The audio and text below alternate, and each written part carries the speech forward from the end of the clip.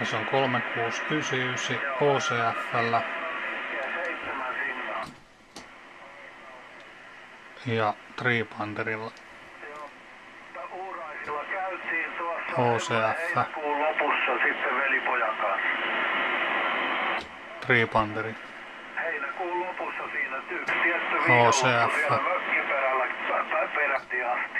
Tripanteri. OCF.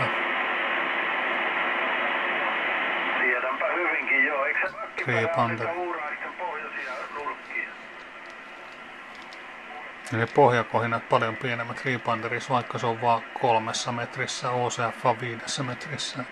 Tripanteri on nyt tuossa vähän niinku testialustalla 3 metrissä, että sitä pystyy vielä vähän säätämään, jos siinä on jotain ongelmaa. Joo, kyllä. Niin melkoinen ero tuossa pohjakohinassa OCF:ssä on tietysti vähän voimakkaampi toi